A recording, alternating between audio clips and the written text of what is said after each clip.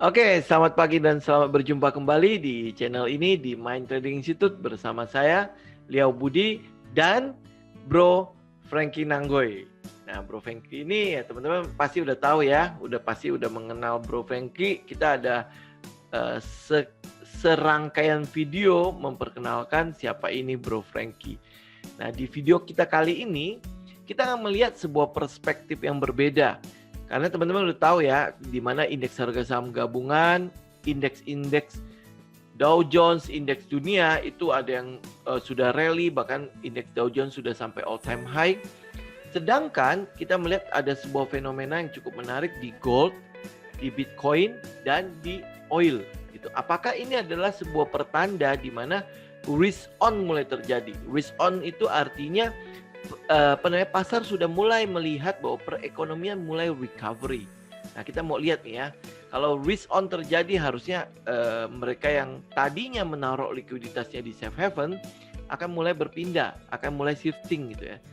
Apa dan bagaimana teknikalnya untuk gold, untuk Bitcoin maupun untuk oil ya. Kita akan lihat langsung dari perspektif teknikalnya. Gimana, Bro? Oke, langsung saya share aja ya. Oke. Langsung saya share screen. Bentar.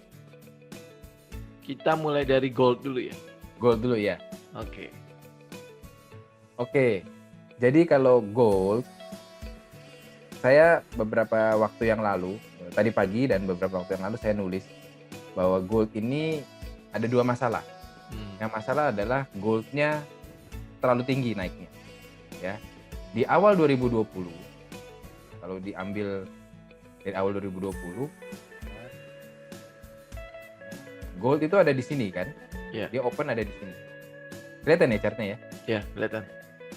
Gold ada di sini di sekitar 1.500-an, 1.500 di beberapa data feed mungkin berbeda, tapi ini di TradingView di 1.500 kurang lebih 1.516 ya, 1.617 lah, 19.99. Kemudian dia naik segini jauh dari sini, naik ke all time high 2075, all time high 2075. Nah, kalau misalnya kita perhatikan ya, teman-teman pernah perhatikan mungkin ya yang dari historical yang bertahun-tahun. Saya coba kasih lihat dari sisi bulanan dulu. Setiap kali dia naik tidak ada yang terlalu tinggi dan tidak ada yang setinggi sekarang. Hampir tidak ada yang dari sini ya, sampai sini. Dari sini sampai ini itu nggak ada yang selama ini nggak pernah ada yang naiknya setinggi ini. Oke, jadi tidak pernah ada yang naik setinggi ini. Di sini pun dia nggak nyampe karena kan break of all time high kan? Ya. All time high. Berarti memang ada suatu hal yang membuat gold ini naik banget. Dari itu kita udah tahu semua jawabannya adalah pandemi. Nah, pertanyaannya adalah gold ini mau naik sampai berapa dalam beberapa tahun ke depan?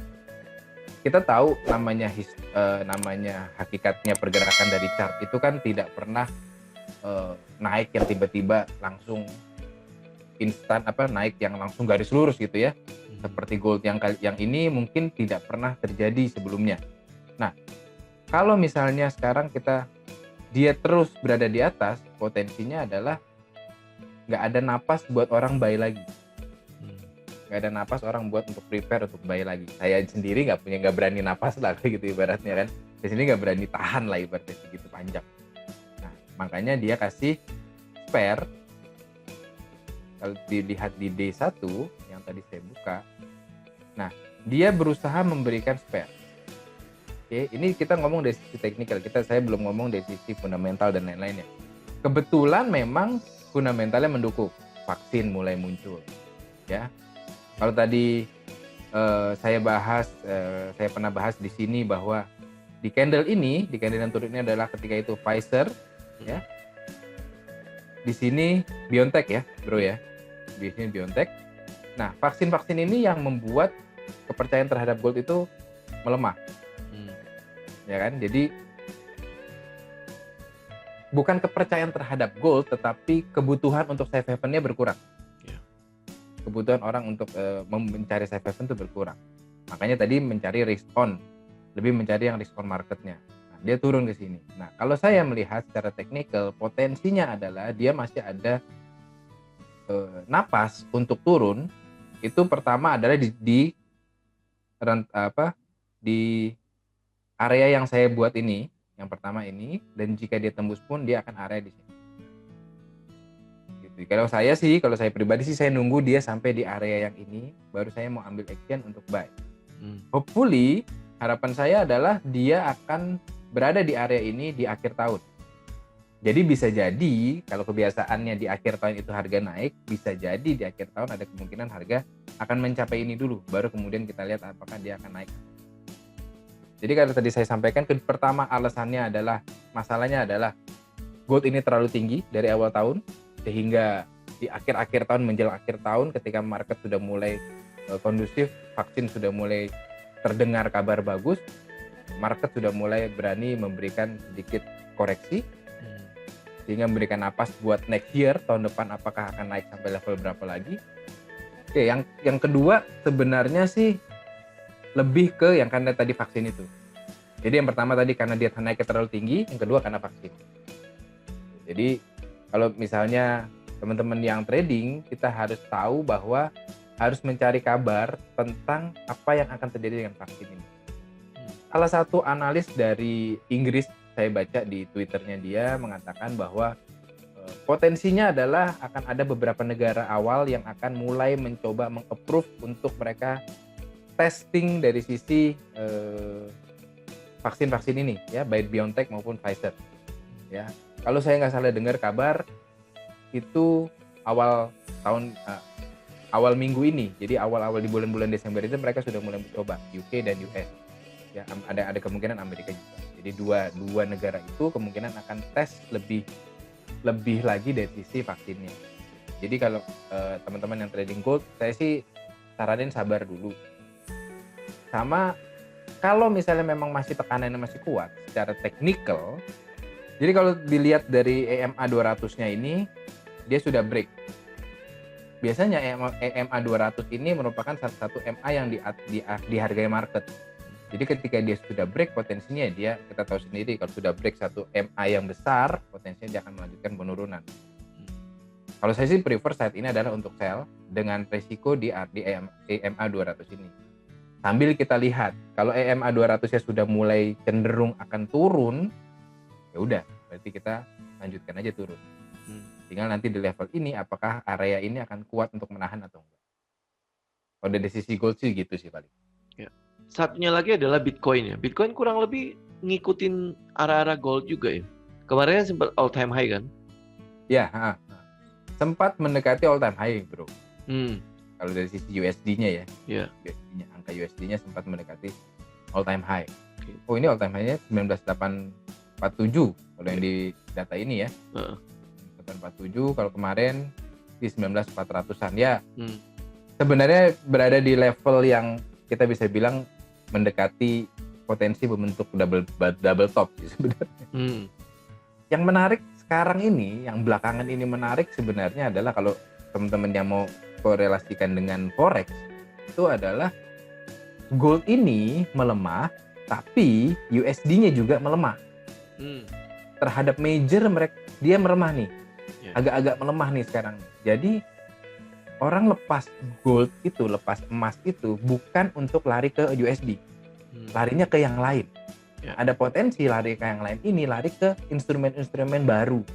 Contohnya adalah kripto. Kayak Bitcoin ini kan salah satu yang di sisi market baru banyak yang melihat belakangan ini kan.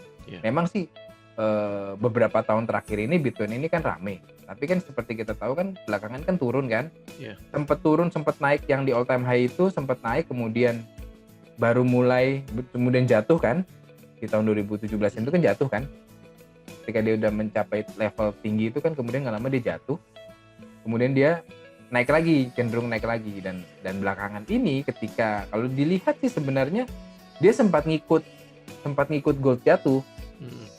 Karena kondisi, kalau nggak salah ini vaksin itu juga ya, ketika kondisi vaksin itu juga dia jatuh. Tapi kemudian setelah jatuh ini ya dia kan salah satu produk kripto ini kan produk risk on juga kan. Jadi orang berani berspekulasi, tapi mereka belum berani berspekulasi terhadap USD, belum mencari USD sebagai safe haven dari sisi currency, makanya mereka larinya ke produk-produk lain.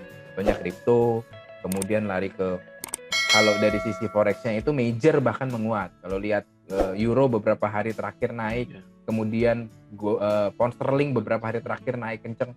Nah, jadi mereka lepas gold, tapi mereka tidak lari ke USD. Investasi belum lari ke USD. Kenapa tidak lari ke USD? Pertama, belum ada kejelasan dari sisi presiden. Meskipun Joe Biden menang, tapi Donald Trump masih belum tahu nih. Kita belum tahu apakah dia sudah legowo atau belum untuk menyerahkan tongkat estafetnya ke si Joe Biden. Tapi memang beberapa hari terakhir ada berita-berita yang positif dari US sendiri. Jadi banyak hal yang mempengaruhi market sih sekarang. Dari sisi Eropanya sendiri juga mempunyai sesuatu hal yang menarik ya. Dari sisi Brexit juga ada sesuatu hal yang menarik. Jadi banyak sekali dinamika, tapi kepercayaan terhadap market terhadap USD belum sekuat biasanya. Makanya banyak yang kemudian larinya ke instrumen-instrumen risiko seperti kripto ini. Kalau kripto ini kan secara teknikal kan mirip-mirip ya dengan instrumen lain lah, gitu ya. Tapi kalau dari sisi fundamentalnya kan kita susah nyarinya. Bitcoin ini mau cari fundamentalnya di mana, gitu ya. Tapi memang belakangan sih sudah banyak beberapa negara yang sudah menghargai Bitcoin sih. Sudah ada yang menerima pembayaran dari Bitcoin. Ya negara-negara belum negara-negara besar, tapi negara-negara yang agak-agak kecil, agak-agak menengah gitu ya sudah mulai menerima Bitcoin. Karena memang harganya naik, hampir semua orang sih tertarik. Terutama kalau saya nggak salah, Elon Musk kalau nggak salah waktu itu beberapa waktu terakhir kalau saya nggak salah, nggak tahu ini hoax apa nggak, dia memberikan giveaway Bitcoin kalau nggak salah. Kayak pamornya lagi dinaikin lah. Terutama di Indonesia kan udah mulai banyak ya yang Bitcoin yang udah ada, juga banyak. Ya bursanya udah ada, jenis-jenis koinnya juga udah banyak. Kalau Bitcoin saya ngeliatnya gitu. Tapi memang Bitcoin, kalau dari sisi korelasinya saya sih nggak lihat korelasi sempurna sama gold ya. Dia masih agak karena mengambil kesempatan bahwa gold turun ini sih, jadi Bitcoin orang banyak lari. Jadi mungkin aja ada perpindahan dari trader yang di gold ke arah Bitcoin malah ya. Pas Bitcoin koreksi itu malah mereka mengambil itu sebagai sebuah peluang ya. Betul.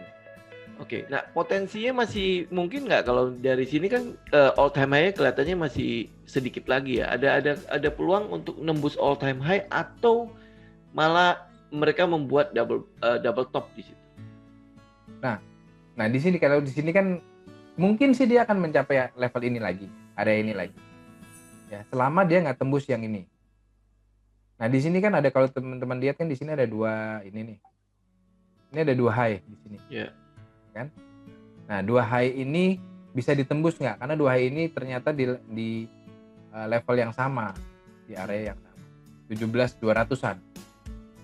Ya, kalau misalnya sekarang teman-teman ada yang pegang Bitcoin, ya jika dia kemudian break dan open di bawah ini, ya harus lihat next supportnya. Tapi sih banyak support tahanan, ada banyak tahanan support sih di bawah ya, cukup banyak sih ya.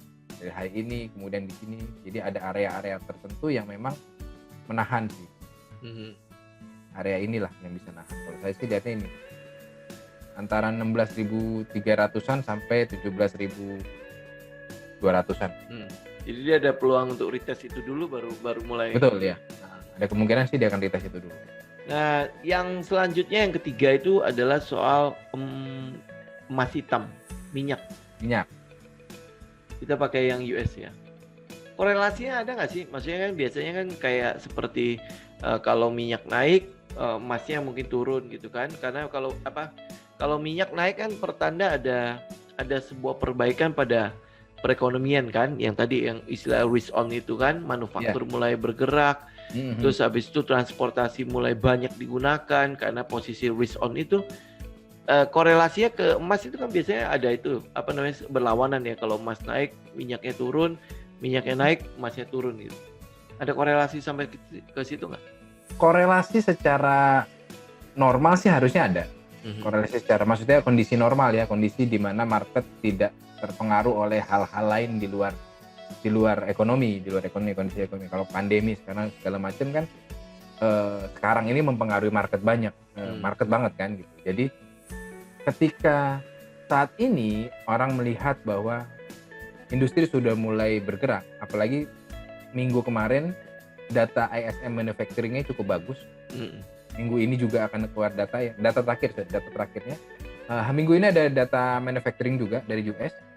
Nah, ada potensinya memang harga ini akan mengikuti kondisi ekonominya seperti apa. Jadi kalau kondisi di sini, kondisi waktu dia jatuh ke level ini, yang sempat oil futures-nya minus itu, nah itu saya udah bilang waktu itu bahwa memang pasti ada kemungkinan naik. Tetapi mencapai level area 50-an ini masih agak butuh beberapa bulan, dan memang kan terlihat dia sampai level area 50 ini memang ada butuh beberapa bulan. Nah, potensinya ya memang dia akan menuju ke area yang sudah dibentuk sama mereka sendiri, dan kalau dilihat dia sudah break beberapa support kan, beberapa batas yang tadinya resisten, support become resisten ini sekarang become support lagi kan, udah di break lagi sama dia. Nah, potensinya memang dia akan menuju ke area ini, terutama kalau misalnya lihat di ini EMA 200-nya dan area supportnya, area resistennya yang ini, area yang segaris ini kemungkinan kan memang mendekati ya. Jadi potensinya memang market akan ngejar ke situ. Pasti saya nggak gitu. Industri pasti berkembang karena industri habis berhenti total kan selama 3 bulan, Maret, April, Mei sampai Juni ini kita ngelihat kan kemarin kan kita lihat industri berhenti total. Ya kan? Jadi sudah mulai berkembang membaik. Tetapi apakah membaiknya dari sisi apa, kita harus tahu dulu.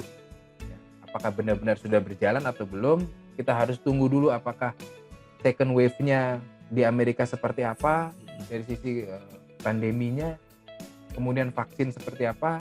Oke, kalau misalnya vaksin udah keluar, pokoknya sebenarnya oil ini kemungkinan besar akan balik lagi ke area 50-an itu. Karena industri pasti langsung genjot lagi.